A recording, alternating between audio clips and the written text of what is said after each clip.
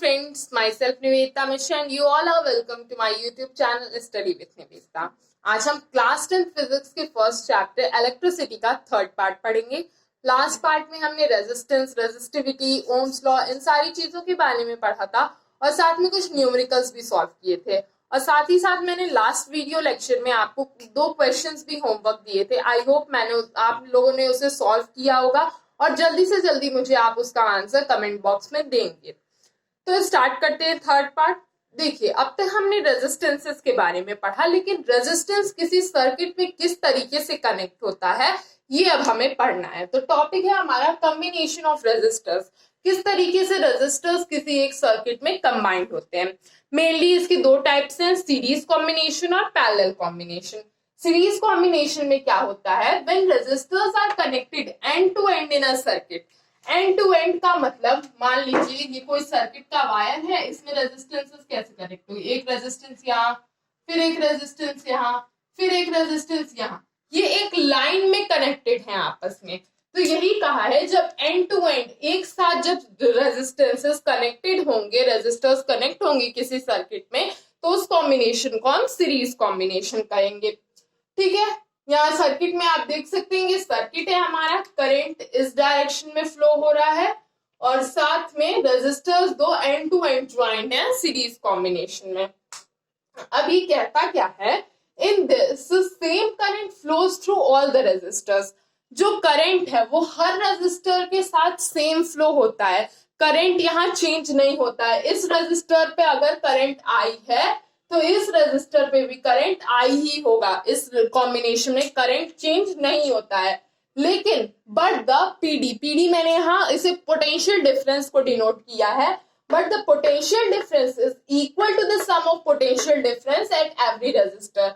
लेकिन potential difference क्या है, sum of all the potential differences. Means अगर R1 पे हमारा पोटेंशियल डिफरेंस V1 है और R2 पे V2 है, तो इस पूरे सर्किट का जो टोटल पोटेंशियल डिफरेंस होगा वो क्या होगा, वो V1 प्लस V2 होगा। मींस इसमें क्या होता है, जो पोटेंशियल डिफरेंस होता है वो रेजिस्टर्स पे डिवाइड हो जाता है।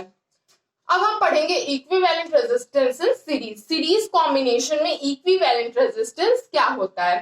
Let us take 2 resistors R1 and R2। यहाँ हमने 2 रेजिस्टर्स ले लिए, R1 और R2। अब क्या है, देखिए, current in the circuit is I।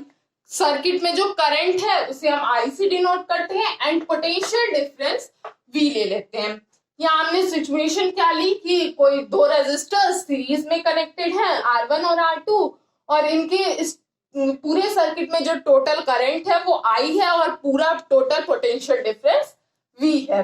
अब जैसा कि हम जानते हैं, as we know in series, series में क्या होता है, V is equals to V1 plus V2। ये हम जानते हैं कि यहाँ देखिए हमने क्या पढ़ा था, sum of all potential difference in every resistors. Resistors पे पोटेंशियल डिफरेंस चेंज हो जाता है, तो टोटल पोटेंशियल डिफरेंस क्या होगा, V is equals to V1 plus V2। अब अगर आप लास्ट वीडियो लेक्चर से ओम्स लॉ याद करें, तो ओम्स लॉ ने हमें क्या बताया था, V is directly proportional to I, और उसके बाद V का फॉर्मूला आया था V is equals to IR। तो वो फॉर्मूला अगर हम यहाँ पुट करें, V is equals to IR, तो हमें मिल क्या रहा है, V1 is equals to IR1। अब चेक करिए कैसे, V यहाँ पे V1 के लिए, इस वाले पोटेंशियल डिफरेंस के लिए I करंट सेम है, R1 इस रेजिस्टेंस पे, तो इसमें ओम्स लॉ अगर हम लगाएंगे तो हमें क्या मिलेगा, V1 is equals to IR1। और दूसरा है हमारा V2 is equals to IR2। ये भी सेम प्रोसेस है, V2 यहाँ का पोटेंशियल डिफरेंस, I यहाँ का करंट और R2 यहाँ का रेजिस्टेंस। हाँ, तो देखिए हमें यहाँ V1 और V2 दोनों का फॉर्मूला मिल गया। अब हम इससे नया फॉर्मूला डिराइव करते हैं रेजिस्टेंस इन सीरीज के लिए।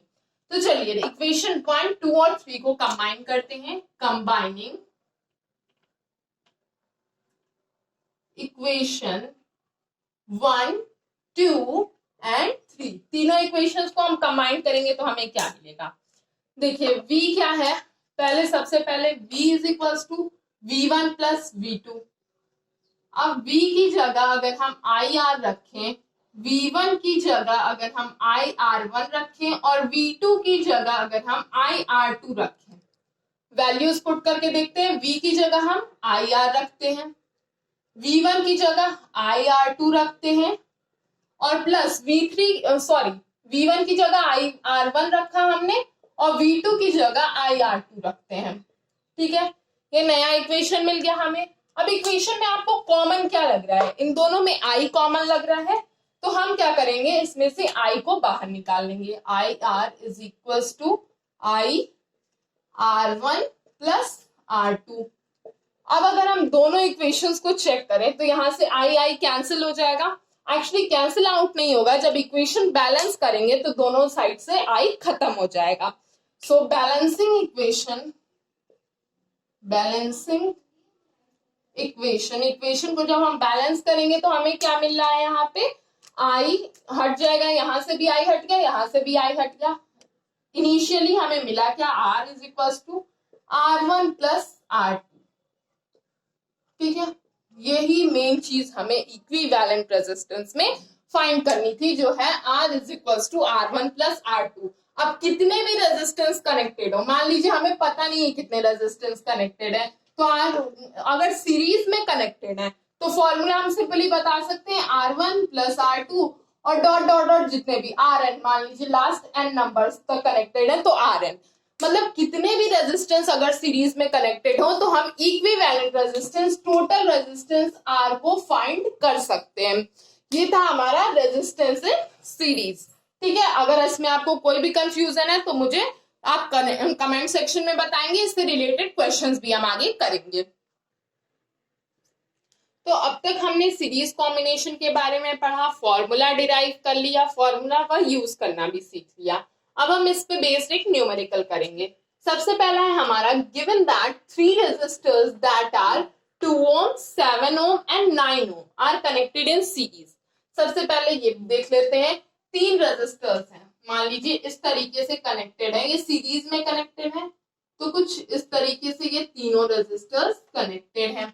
ठीक है, वैल्यू क्या क्या है इनकी ये भी देख लेते हैं। 2 ohm, पहले की वैल्यू 2 ohm, दूसरे की वैल्यू 7 ohm और तीसरे की वैल्यू है 9 ohm। ठीक है, हमें क्या फाइंड करना है, find the equivalent resistance in the circuit. हमें इसमें इक्विवेलेंट रेजिस्टेंस को फाइंड करना है, जो कि हमने अभी फॉर्मूला डिराइव किया, R is equal to R1 plus R2 या डॉट डॉट डॉट जितने भी रेजिस्टेंस दिए हो, तो वही फॉर्मूला हमें यहाँ यूज करना है। सबसे पहले गिवन क्या है हमने देख लिया, इसे हम सपोज कर लेते हैं R1, इसे R2 और इसे R3।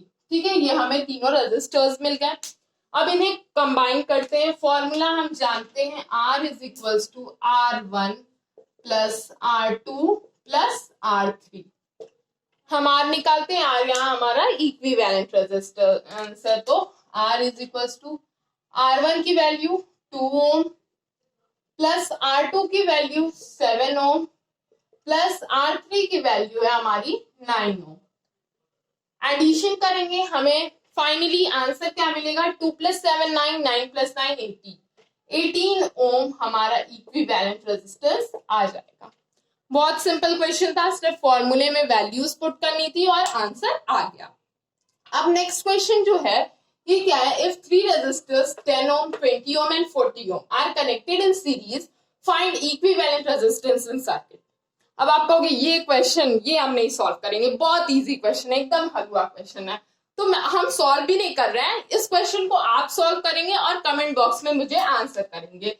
ये क्वेश्चन आपका होमवर्क है, तो जल्दी से इस क्वेश्चन को नोट कर लीजिए और इसका आंसर मुझे कमेंट बॉक्स में जल्दी से जल्दी करेंगे आप। ठीक है,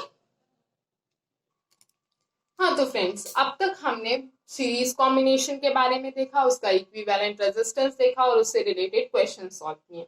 अब हम पैरेलल कॉम्बिनेशन के बारे में देखते हैं, ये दूसरा टाइप ऑफ कॉम्बिनेशन है। इसमें क्या है देखिए, व्हेन 2 और मोर रेजिस्टर्स, 2 या 2 से ज्यादा रेजिस्टर्स जब पैरेलली एक दूसरे के पैरेलली कनेक्ट होते हैं तो उसे हम उसे हम पैरेलल कॉम्बिनेशन कहते हैं। देखिए जैसे यहाँ पे एक ही एंड है, सर्किट में एंड एक ही है लेकिन सारे रेजिस्टर्स एक दूसरे के पैरेलल हैं, R1 भी R1 R2 और R3 तीनों एक दूसरे के पैरेलल हैं।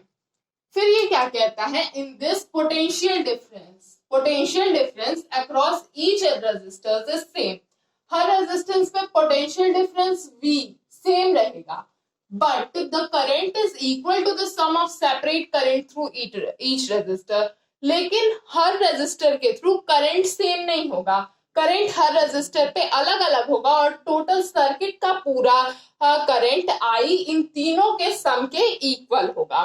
तो यहाँ देखिए क्या है, हमारा R1 पे जो करंट है I1 है, R2 पे I2 और R3 पे I3। ठीक है, तो ये था पैरेलल कॉम्बिनेशन। अब हम देखेंगे equivalent resistance in parallel. Parallel combination में इक्विवेलेंट रेजिस्टेंस क्या होता है?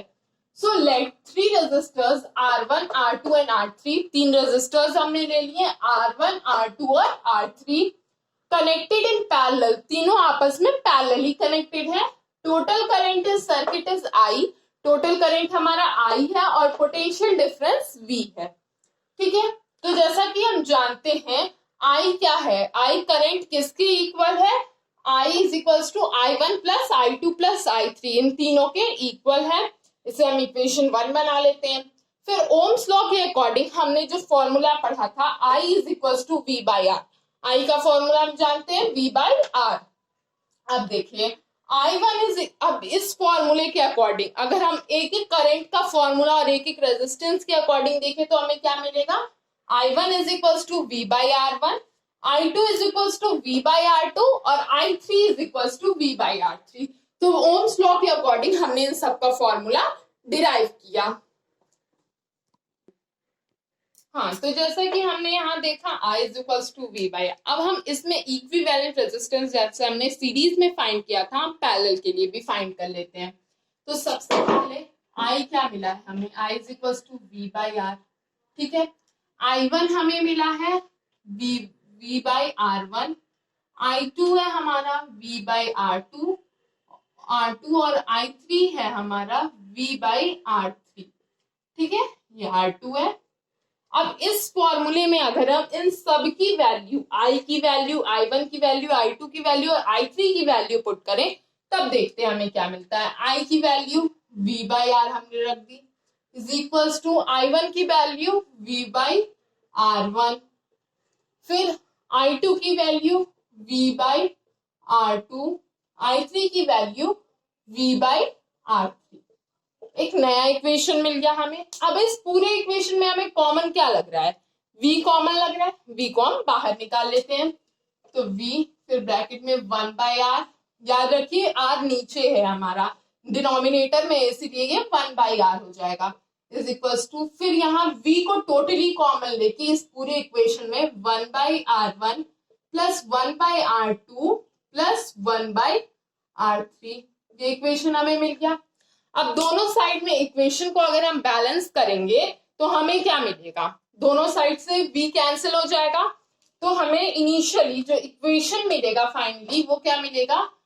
1 by R is equals to 1 by R1 plus 1 by R2 plus 1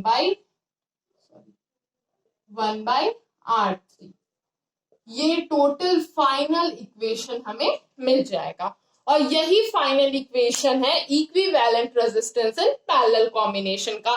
इस तरीके से चाहे कितने भी रेजिस्टेंसेस आपस में कनेक्टेड हो, यहां तक हम IRN जिसकी वैल्यू हम नहीं जानते कितना भी हो सकता है, एन कितने भी रेजिस्टर्स अगर पैरेलल में एक दूसरे से कनेक्टेड है तो हम उन्हें इसके थ्रू फाइंड कर सकते हैं। तो अब तक हमने पैरेलल कॉम्बिनेशन में इक्विवेलेंट रेजिस्टेंस फाइंड किया। अब उसी फॉर्मूले पे बेस्ड हम कुछ क्वेश्चंस करेंगे। तो पहला है हमारा तीन रेजिस्टर्स हैं 2 ohm, 4 ohm and 6 ohm are connected in parallel, तीनों पैरेलली कनेक्टेड हैं। Find the equivalent resistance.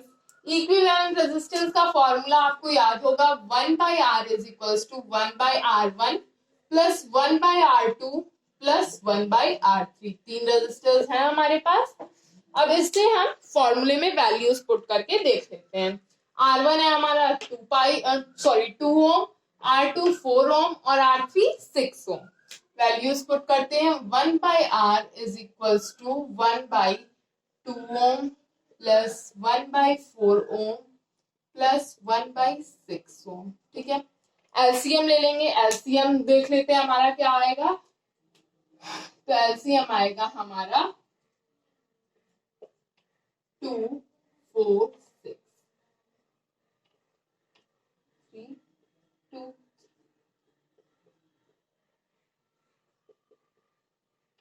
LCM हमारा आ जाएगा 2 2 जा 4 4 3 जा 12 12 आ गया हमारा एलसीएम। अब 12 की वैल्यू रख देते हैं, 12 ओम नीचे आ गया हमारा, ओम अभी सॉल्व करते वक्त हटा देते हैं। अब 2 की जगह जब यहाँ एलसीएम 12 हो गया तो ऊपर हो जाएगा हमारा 6 प्लस यहाँ पे 12 है तो यहाँ हो जाएगा 3 और इसके साथ 12 है तो यहाँ हो जाएगा 2। सबका एडिशन कर देते हैं, हमें मिलेगा क्या 6 प्लस 3 प्लस 2 6 3 9 9 2 11 11/12। ठीक है, ये हमें मिल गया 1/r की वैल्यू मिली है हमें, याद रखिए 1/r की वैल्यू हमें 11/12 ओम मिली है। लेकिन हमें फाइंड क्या करना है, हमें r फाइंड करना है। तो r क्या हो जाएगा, जस्ट इसका अपोजिट, इसका रेसिप्रोकल, r की वैल्यू आ गई हमारी 12/11 ओम। यूनिट्स का आप हमेशा ध्यान रखेंगे और इस कन्वर्जन का भी। ठीक है, ये हमारा फाइनल आंसर हो गया। ठीक है, अब नेक्स्ट क्वेश्चन पे आते हैं। नेक्स्ट क्वेश्चन है हमारा 5 resistors 3 Om 5 Om 7 Om 2 ohm and 9 ओम। ये हमारे 5 रेजिस्टर्स हैं that are connected in parallel, ये आपस में पैरेलली कनेक्टेड है। Find the equivalent resistance in parallel. अब इक्विवेलेंट रेजिस्टेंस हमें इसमें निकालना है। फॉर्मूला आप जानते हैं 1/r is equals to 1/r1, चाहे जितने रेजिस्टेंस हो। यहाँ 3 थे, यहाँ 5 है, आप R5 तक करेंगे। तो ये क्वेश्चंस मैं आपको होमवर्क दे रही हूँ, ये क्वेश्चन आप जल्दी से नोट डाउन कर लीजिए और इसका आंसर मुझे आप कमेंट बॉक्स में देंगे। होप आपको ये वीडियो समझ में आई होगी। अगर इसमें कोई भी प्रॉब्लम है तो मुझसे कमेंट सेक्शन में पूछिए। अगर आपको ये वीडियो पसंद आया तो इसे लाइक करिए, शेयर करिए, कमेंट्स करिए और अगर आपने अभी तक मेरे चैनल को सब्सक्राइब नहीं किया है तो इसे जल्दी से सब्सक्राइब करिए और बेल आइकन दबाना मत भूलिए। Thank you.